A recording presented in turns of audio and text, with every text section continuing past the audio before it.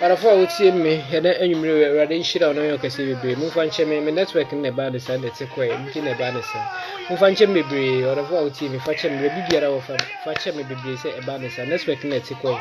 abarafo na mpese ye adwuma na so Israel yakopon ne tie ase na ye be na adwuma na isanso ono waka waso fi ohaw ne amane hunu bi na pia bontena bi yakopon wadanse na chintuma safurade isanso waye bi ama obebre arafo na minnim Kristo ye se da se me ka kire mo se 7 years pe mi ye wo mi efe na ma Kristo no na me de me kra ne mpadwe nyina hye ne me arafo ka me wona de bia ye nda nyame ase ne mpagye nyankopon ne kase ne efa na asem ne nko wi ase fa na nyina ra ne yen ka kire na ndu na dum ne odoye erade doye bebre ne kra ne na humobro ne do wo ba wu ma ye na ma yen kwa ma yen hoto ma yen hire ntodofo de wo ye biara no wo se Kristo ka ho de wo ye bia ne se kire erade nyankopon na hye wo de na otimi ye sa de ye se wo ye bibi na se wo de wo de asedama wankasa mu enye fa asedama twedi ampo nyankopon no orofo ba bibiara wotie mi wo da nyame asese erade nyankopon adomabo no abe wo ye okese orofo na ma asama meka ne se emam wani nji wa abrabo mu wiase mu se papa wo mpempem eni nti wo de wo begi wani umfa Kristo nye hwe wa asase so emma nipa hu se Kristo wo papa de wo papa wo biara ena papa ye sofu nti wo bambo na nyankopon abo ho ban deda eni nti wani da so nyina so wo de wo ra hye wo papa de gepade ni sika mu orofo enye sai mistake ni da biara da menua branch ya wutie me enye wa adwene se wo mpempem eni nti wo sika wo nyankopon na wo hwehwe na kira kwan menua bayo a wutie me enye hu se wo de ba bia wadu no level wadu no bia ndi wo bi nti Kristo bia ni ho mawo emo hu muso nka se ready nyi ba biara da na mo de me ka kire se hwehwe Kristo na ye na pede wo se kai obofo wo mbranti biri ansa na da bone na so eye bra wa ba akokora no eye bra wa ba abrantie no eye bra wa ba abrewa no eye bra asema to no na ba hwehwe Kristo ekira kwan arafo enye sikani ne ba no oje na papa japade koye no sira ne so no hwa okodi ma ne san no to so ni mpre kodidi na ansa na okai sa ne papa wo mpempem enye sa abra mistake ni bi de biara da fa wura ne woni padwe nyina hye Kristo ma bra wo ya bofra bra wo ya branti bra papa wo bi no hwehwe nyankopon akira kwan ne fa nyankopon nante ma woni da so nyina nsi Kristo so orafo twe hu fi namfo ho na namfo mfa nkosi ba biara ebia na papa wo bi na namfo tufo yenkwani yeyese na wudia huhu niema eno mfa nkosi ba bia o ebia papa wo cast 20 ntu tuba ko ene utuba ko ochena wo de ode bekwa ha wo de ode bekwa ha enye ne na Kristo hwehwe another fo abrante bi ko traso de demokitafon obemie mie phone no susa ya kopenta masofo be preach ewie na sofo na asem na kan ni mpo pia ompia bontene na mbisa ne se quotation be na sofo ni yi efe no de ne nsa ba fa ne ti hu orafo menkasa mpo de bia meka ma asense fellowship ayeye botema yatimika quotation sofo gina preach ka quotation na ewie ne mabisa questions be sofo quotation no yi ya no what he has see ya wenti ka quotation ne kire me na da ne mba esanso oba na dwendwen wo fie odwen ne niam odi kosi market ho odwen de obe okofi oba kodi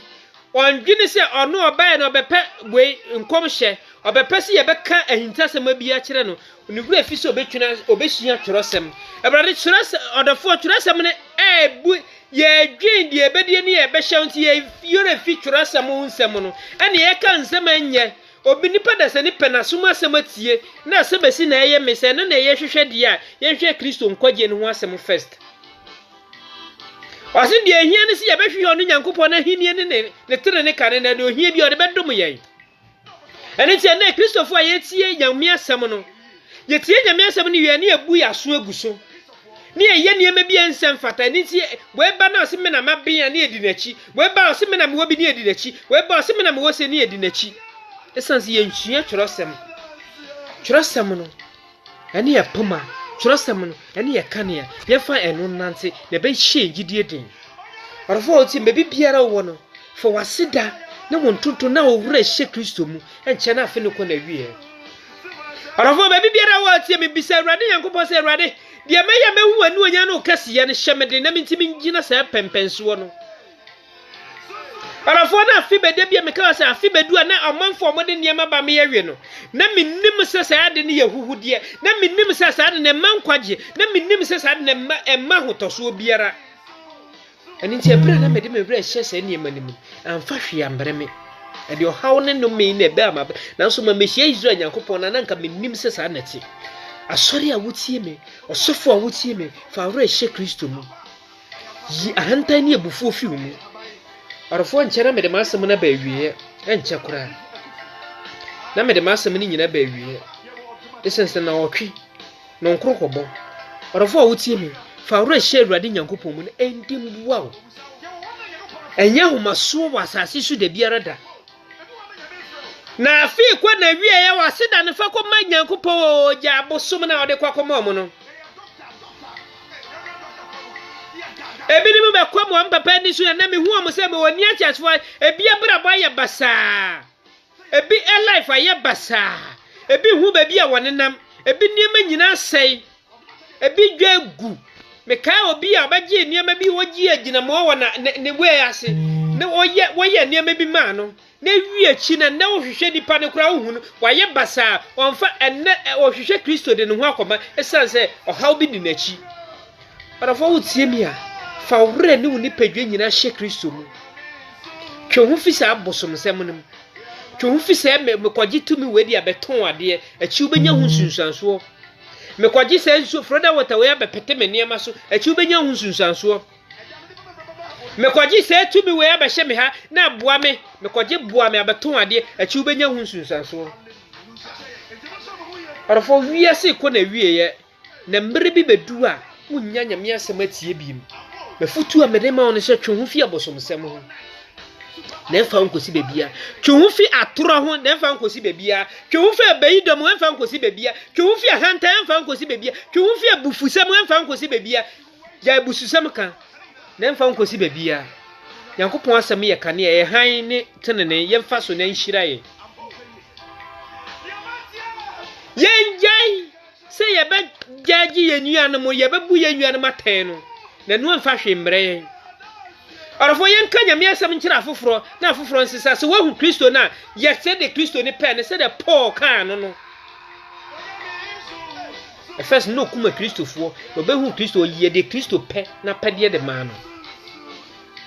Arafo se wasesa hwehwe Kristo ne fa ne ye okra ne waje nkwa se wasesa hwehwe aje nkwa ne fa ne ye wakra ne waje nkwa Many pebi mbu abem madam for fa nkwa bosom so madam for twe na ha ye kwa ye benya nkwaje aha ye kwa ye benya oje aha ye kwa ye be oh diema kwa nyina be from na so kwaje ba wie ni asem no Arafo enche na me de asem ne ba wie no enche kura ebra so enche na me de ka 10 minutes pe na me de asem ba wie nti so wuti nyum bi e ba be bope na no me se me de asem ne ba wie nti Arafo siesie hu ya che ma asema ebe wie no Arafo ena me pa ka kire se Kristo eni ye ni da so se Kristo ni ye ni da so de ya eni ye hwehwa je nkwa no enche na me de ma asema ne be wie Arafo wutie me hwehwe Kristo ma me wutie me hwehwa je nkwa Yesu Kristo no roba ne ba etoso mienu ne ma kire nyi asese wi Kristo de ba ne ba etoso mienu dia eni na bok de wuro si Kristo ba nipa bi sesam fi niema bi hu krono niema nketenkiti bi enche ne ye ba beto aba biem enche na wiase nyina akwa ebi di tumi ahodo na ebe bepe mpanyindie ebi pe moja be ka moja agufom wode bere pimpanyindie owie na wakwatena so de dem ena sofu wode bi mpo pandim epempanyindie bi a otu adura nsa na opese mpanyindie no Bible say eno emfata Kristo ni ye mo wani so hwe Yesu Kristo na enche na Yesu Kristo na eba ena asofu won edes ni bimpo pepeyindi a no akotu aduro Arafo say Kristo na fra won so se wo beye wadwuma ne se de opa ba fra no waye na adwuma ena obi se me pani nti je me kotu aduro ne manyani ena na de mbre wasasi so de nkwadi ade bo se kan churosem nenya churosem no mugidie na Awurade Nyankopɔn hira wo Awurade gidie wo Kristo men ne sen woni gidie bia wo asafo Awurade mu ani ti sa wo ye bibi ne wankwaje bibi ambeka wo ntimi ye sa wo ye bibi ne wankopa bibi ambeka wo ntimi ye ana hwehwe gidie wo Awurade Nyankopɔn de obo wo no obo ba asase su ne fa wo rehye ni mu ebra obenya sa gidie na Awurade no betu ana mompa arafo wo tie mi sa wo de wo rehye Kristo ma twe wo fi niam bia ense no twe wo fi wiase niam ho ena de me ka kire wo anyumire ni se ya maame no ma motonyum ya papa no ma motonyum e ma fefe de ani wiase nhantan mo enye ma hantan na Kristo de ba de ma etoso mienu se wiase niam na etwem akọ na adwama niam na mo ntwe fim abraba ho na Kristo hwehwe Kristo na kira kwan na mra wo so wo tonyo ma niam a wo hyede tonyo ma nipa da sani ni tie no eya adwama niam nti abre bia nipa ni tie na de honhom fi na bra na brabo ani si wo hu Nyankopɔn ni yie wo na wo tonyo ma heaven bia kura na osoro bia wa brabo ne mfata Kristo hwehwe Kristo na kira kwan na kwa heaven jase niam na kiri di na kwa heaven bonsam niam na jaji di na kwa heaven Baby ameka meko so aka kopem tama nipa betie se nyame asem no mesi ja rivo hye ja trash ja nurse ni makeups ni ye na no emfa wonka heaven Jezebel niema no abayidom niema no emfa wonka heaven wo hye se niema na bayo wo hye se niema na dwaman na wo hwehwe na kira kwan ani ti be ma behu no no wo ba dwaman ni ti na wo hye se niema ni gu wanim ni watwi wanim ni waye wa hye ma wura ti se de sabe ukwakotu bayire wa menem na wa hye niema ni se wanya sabe wanya we asobi a hye wo sa de kwakodo ana kwakotu bayire na wo de akotena asori den na wa hye sa de akata wuti so agya akogina puppet se Israel Nyankopɔn ne nsa wo so odofo bonsam no no wo ye adwuma hwehwe Kristo akira kwan emaya no ma hye sa de kafutu na mo de akogina we social media na mo ye ne ma bone na mo bo adwaman na mo twe amanfo de kɔ ɔsɛye mu Bible say de ahwinti bia beba ne so no nwie oba bi ti bi hye atade be ma bi hu na na ɔkɔpa adwaman abɔ wo na wo de hwinti dia ne ba nti wo na Nyankopɔn be bi sase ɔhaw na fi wo nkyɛn na be ma bi abɔ na so ne wo bɔ ne na so nyina na wa hye asemade na wato na no ne watwi na nim pons na de akotena TV so odafo hwehwe Kristo akira kwa na gya sa de bone na wo ye na genkwa ne Yesu ne ba sa wo ye fa ye sa de na ba na wo ba ye fa o Kristo ne abai wa enche na afi ne ko na wie ye wo be hu ntare bone ani pa de se ne be hwehwe asofo ntimi nka ho asem ama ma fato mo sam ye Christian cancer mpanyimfo ne ntimi nka ho asem de asofo ne ye ne nse Kristo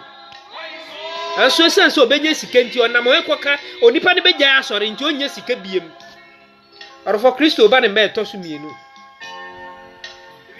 si ahwehwe wiase gi Kristo na som ne dia ene yenja se ntare ne de hye ye ho no yenja se wivo ne mesh no yenja se makeups ne niema no ne ahwehwe Kristo na kira kwan yie na genkwara de ba ne me toso mienu sachira usuban Nyontuni a wutie mi celebrity a wutie mi wo de wivo ne trouser kata wani ene won ho na wa hye pia bibi pia na de akogina hwehwe mi de o hwe no wo kire nipa na dwamambɔ na de haw ne amane na eba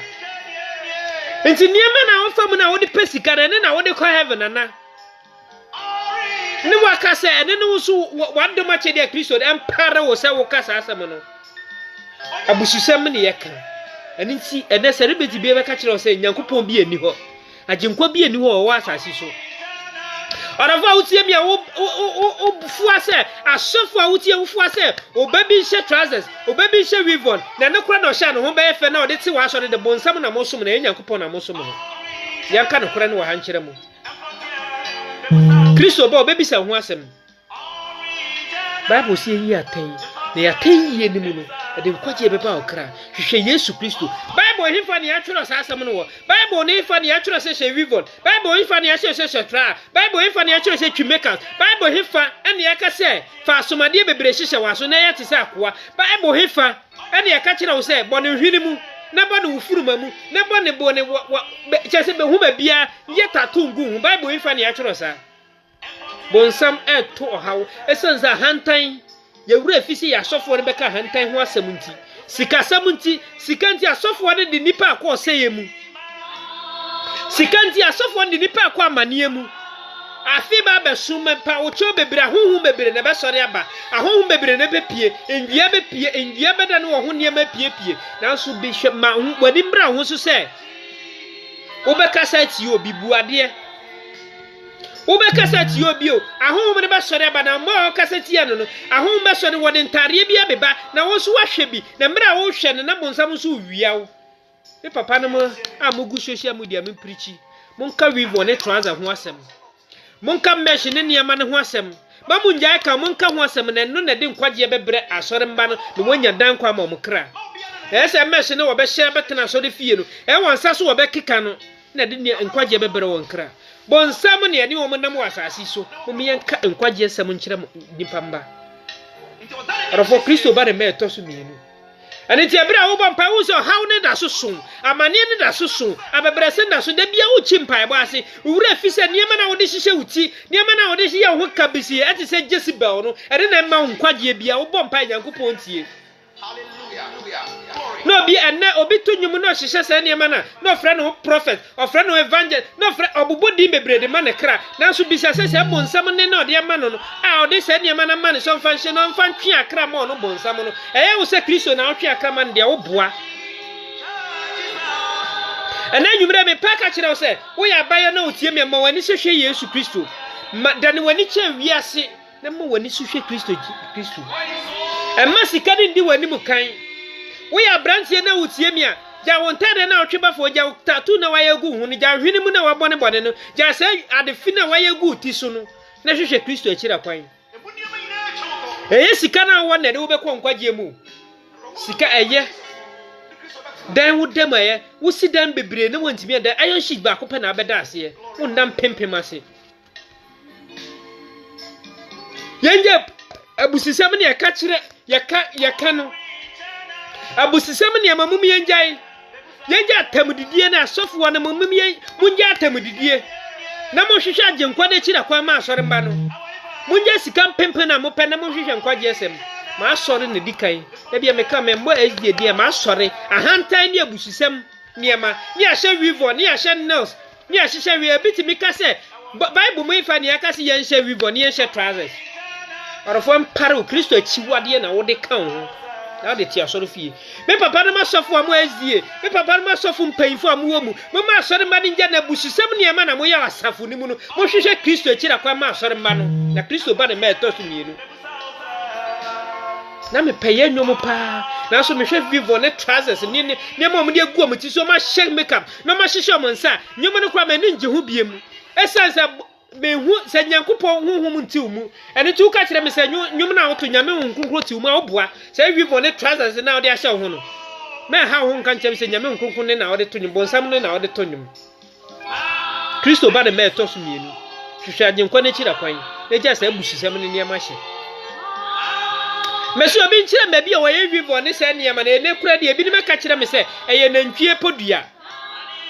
kache me kire mba bia idi sad ni fiba chem company esa nwi no na me nko na me nko hwe bi na me fa mani hwe bi arafo ye hwe ya brabo yie ebi ba che ndi ale dwaman huhum na efe na eba kase na so ye yi ye kran fi wo Kristofo me papa na me mama na mum preach sad na bonsam ba twe sad na brama ama wan hwe yi a wura be fi hu no na wakɔhye bonsam nkyɛn ahonhom ane na mo bebrebe mo ye hwe mo yie na ahonhom na ba betena radio so na wayi mo wokan nsɛm akɛse na wasomo won de aba na mo asa interview am owia na wakan atofo mba arafo a otie me hwehwe agenkwa na kira kwa na Kristo ba ne ma etosumi no so hwehwe Kristo na ye ne kwafo amane de a ɛn na preach se wonja vivo ne trouser ne hye wa asɔre fie so hwehwe Kristo ne de preach se wonja adwaman ane wonja adwaman ne hanta ne abufu wa asɔre fie arafo dan wachi hwe Kristo dan wachi ama wiase na hwehwe Kristo ne fa ne ye okra ne wagenkwa na Yesu ba ne ma etosumi no e papa sofo a wotie me arafo nkyere me de masam ne nyina bere wie wɔkyena nyame ya adoma brada nyame ya adoma ye beto aso arafo de me pa ka kire oni se hwan ne wani da aso ohene hwan ne wani da aso a wo asase mu hwan na wo de waseda kwa akoma no ene ne me mpaebo ene ma de srede ene ho aseda ne ye ka hwan na wo de waseda kwa akoma no Israelfo no amena wo fi Misrim asase wo ba wo de waseda ma ohoni nanso nyankopɔn tie wo mpa bo yi wo fi wo how de wo do misrim asase de wo do Canaan asase kronkron no so ebia na wo de Kristo afo wo ankodu asase kronkron bɔhyɛ asase no so ma no so esase wayɛ asobra kyerɛ wayɛ waprim wakoma Israel for ya asobra kyerɛ sa yi won ka wade wo asomade nyina yɛ ohoni nanso wa ho brase ye odu ba bi ni wonya ho brase wo kodu Canaan asase kronkron no so ebia na wo de wo yɛ ready so obɛkɔ so eni ti wonto we vive on ntontwene wonto mesh ne ntontwene wonto make us ne ntontwene nti mpɛsɛ okodi bɔhyɛ asase no so bi mpɛsɛ okɔ heaven so mpɛsɛ okɔ heaven de mpɛsɛ okɔ heaven pa na hu Kristo to live on trousers make us ne nails na kɛseɛ na hyehyɛ mo nsa muntu ni nyina ngu amahwe Kristo kyerɛ ko Christian cancer muntu asɔfo na fu enje atamdidie no Christian cancer muntu asɔfo no munje ntɔkwa no Christian cancer mon kasa nkyerɛ panimfo no na munje atamdidie ne sikapɛ no Christian cancer mon kasa nkyerɛ man panimfo no minister wonye nipa no wokum no lawyers ne judge munje tembo no wobugu nipa so no na mohwehwe Kristo kyerɛ kwa yie me ba me ne ma ezie mpa asɔre panimfo no mo wonje wivo ne trouser ne show tow na mfa nkwaje mbra mo kra obi ni ma wan kan kire Messiah di asafo ne se wonja wibo ne trouser ne hye wa asori fie ho na no mfa nkwaje mbra won kra na safo ne hwehwe se wo benya nkwaje na mun kan nkwaje ho asem de la white ba obeka mo menye no ho adwuma na nja ne ma funu no ene nya twomsom na mosom no na Kristo ba ne me tosu mienu asofo ne mira hihye wivo kase no wa hihye meka no aka wa twiwanim no wa to na no ko ti se Jezebel no de akotena so ne fie so so munyankopon eni ti ahun fi na ewura asafo ne mu asafo ne nkwa na nim da biara da esa ne ma fie de ewura mu nti na asofo ne mo hwe me papa ne masofo amutie me mo me yehwehwe agenkwa na kira kwa ne yenka wivo ne trouser ne wasem na mmiri bi ba asafo ne metete esansa ne ma ne nti de la white ba ye ne no na SDF mo ma ye ne nya twom na hye ye ma Kristo fo mo nsesa ne yehwehwe Kristo agenkwa na kira kwan yenya nwini e de kata ne ntare ntientia ne nyoma fu na yufu ni hye ba asore no ne hwehwe Kristo na kira kwa mumye mbodewuro ne tete no amose no mboduku no mo ye ne no mo nya se ne mani so na dress ya hodo esene se ye kwa kire ye kwa ye fashion show asore dem wo na asore obi kwa asore esene se kwa ye fashion show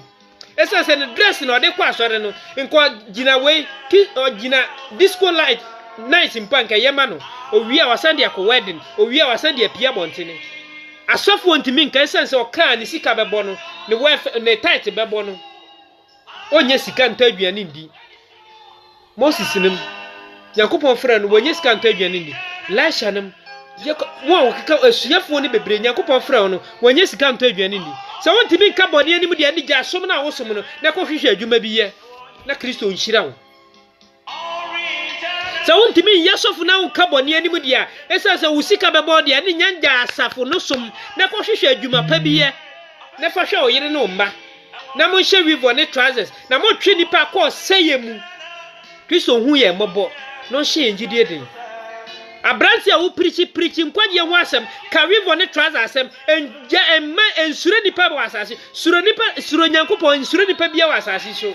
fo buo ni didie ma won na ensure obi biara nyankopon se nka nchosi yenja sa ne omafunu ne hye na mmere bi beba obeyi nani ama asafo no wiase ko da wie o ani ti yehwehwe yu nyankopon ne asum ne yi ebere bi ba sa de ye hu biemo ebere bi ba da be na ba betena ho no obi sese ompaye na obo no ani ti na obekọ azia so obekọ ha da obi wa ha obekọ ha de yenje wo nkronkron ne nyankopon ne ndi ne mo mpaye ne nyankopon hu ye mobo Kristo de ba ne me to sum ya ana me de ma sem besi ku ada bana da ye beto aso orofo share program ne mo obi na obi nso mbra so orofo ma de srade ne se awrade hu mobo no nto nkwandem oma ahoode no ma nkrunkun tumi oma ne moja ne ntwa ho sra banhia na adom ye kese enye Jezebel suban ne bi Jezebel suban na orofo twe ho fim afi ne kwa na wie wo ye nyontoni enye Jezebel suban ne bi sesan wa bra bo na ye natural ma wabra bon fata Kristo shatare ebesi wunase en shatare a ho beda ho abrante en shatare a ho beda abrante bi be wo de bobo adwaman en shatare a ho beda abrante bi be wo asebe ne ho be sore en shatare a ho beda wo asebe abrante bi be wo be hu se aban de menya nankam me ne ba nu wo bo adwaman ona kuma ne bonsam nya no en aban abrante ya wo so nya niema bi a wo betwe wo betwe nipa ben Awurade hu mabo no siesie wo Nyuntini a wotie me enhye wivo ne kata wuti so enko gina ho ntonyum aniema bi a mehu no ene ma bisa me ho se nsi weye Kristo ni o se meto worship wa moto worship no so moto Awurade nyum so moto osore nyum no e mo bi nhye wivo nkigrin kata ne ti so nje so ma ensa bonsam na etie wo nyum Awurade hu mabo ne sesa brantie sesa baiwa Sisa me papa judge sisa me papa minister me papa MP ma wo mba ho hia afi kwa na wie sika na mo de da kasa kasiem monto aduane ni nema nkoma nyanka ne yisia ne wonkurase na mboa mo asofo mo mboa nema ne nkofa ma yisia ne nyanka e bia me kama asem me sosofo ne de oso ehye na me no mampon e bia weefo no gu abodanfo ne weefo no gu no wo hia abodan na sa ne ya na ma ne bibidi na magi wadi enye tobe nkogina TV so nya azane ma biara Hwehwe Kristo na chira kwan na Kristo ba ne meto so mienu Awurade Nyankopon hira wo no nti nanim nchira wo Awurade nya okese no nhye wo gidie den awieye mmere mu no rofo siesie huma Kristo ensure nipa de sani bia wa asase so sura safrade na obo wo no ona tumi ni ahoden kura ona betimi age wo nkwan fiu se nipa de sani bia ntimi ngi wo nkwan fiu se Kristo ni wani da aso suro Nyankopon ensure nipa de sani biara Kristo enka de Kristo beka na bebemu asuafo na mbra wo kuom no wogi wo Nyankopon ni diye eni ti won suro ni pede won suro wo na wo wu no osuro se Israel Nyankopon na ede ya Awurade begi wo nti ede wa brabom de nipa beka fa ho bia no Awurade begi wo nti men suro ni pede se ni bia enkokoto ohini biara enkokoto obi biara se ono eya sofo nti mekoto no enkoto biara wa asase so koto Nyankopon na bo no ko wo dem bo mpae na koto no ono no ye nkwaje ewura ono na tumi ni ahode nyina kura no koto no awie mmere mu ne fa waseda no ntontoma atwade mpo Nyankopon na Nyankopon hira wo emfa waseda nkoma abosumo papa sofo emfa waseda nko emfa asori manachi emfa waseda nkoma abosumbi na wo san begina ya hallelujah Awurade hira mo Awurade ntene ne nsa wo so Nyankopon fa obo ne nchew sa wodwene bone ma onua so Awurade fa obo ne nchew do hu mobo no ngi wo fim ena nwumre de meka chero sishu aginkwa ne chira kwan preaching kwaje na shisha aginkwa de chira kwan Israel Yakupon ne bene meto so miede be nwane se Awurade beba na obeka so onim menso hwehwe nkwaje na ma honkonkon metena wo mu na tuwa na ma wo Kristo mu orofo beka me woni emfa nyame asem nko me se me pe megaphone ana se speaker a we ka ho a de be ye nyame adwuma orofo wo betimi aboa me biara no na me de me number tuja na so me de me number ambesa tuja 0241 6767749 MTN line and obetimi mobile money na ma betimi de me sika bia obetimi abo mbia top machine bia preach you abonte no obetimi de aboa me na megaphone obetimi aboa me wo ho Awurade ntu nkwa na noma wo hoden odofo wotie me baby biara wo no ka me ho na kyire nyame adwuma ma adwuma ne nkonkan odofo ti me Awurade nhira no ye okase bibire wo plus o mi so abre biara obeka nyame asem no ensi nyame siesio no ma nkonkon adom ne moburu hunu wo hye weave ne trousers so no Awurade nka wakoma ne jase ne yema no Awurade nsiesie wo na wontimi mfim eye bonsam na ahye omu eye huhum bi na abedua wontimi njai ka Awurade ka se Awurade hu mobo no mfa obo ne nchew no ntwe mfisa de me nua ba wotie me anja wotiyare ana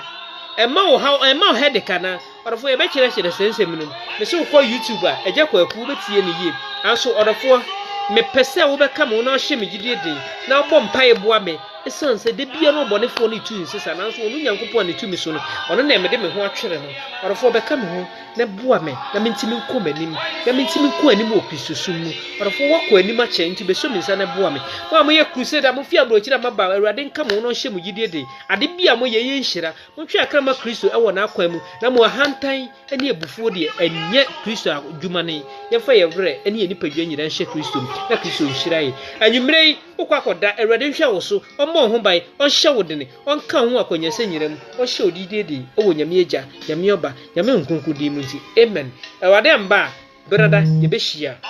for me say be come what time committee 12 adona sorry da echi ya fellowship kitu abi wo Awade nka o se wo ba ka ho na ye nyina ya bom ahyere nyame asem awade nyame odofo nyame asem ne esua honom abre bia ye ko kyereke ye nkyereke ewie ne abom pai kakra bi ne we di na adwen ba ne we di na adwen ba ne ye ko ye pe megaphone ye pe machine dia komontene ye wie be pie monti dia ka nyame asem nti wo betimi a boa me wo se kwan no so na me so me nko adi mu ho odofo Kristo aso unsa bodu adu mpempensuo bi odofo be ka me ho na me so me ndi se mpempensuo ni bi se de be ya awade be hyira no wa ye okese awade ka esua won kuku ba esua fo no so wo nyina ka bom adwuma no se de se ntinyame nka wakoma na so boa me na nso du ba bi a Yankopon pese wo nso wadu Yankopon fa me ndu obi awade nti na nim nkyerɛw na se me na ma ne 0241 677490 na me na ma 0240 0506 173975 ubetimi afrɛ me ubetimi WhatsApp me ne edi nkomo ubetimi ade comment about me media na se awade hyira wo so obeye kese wo ko YouTuber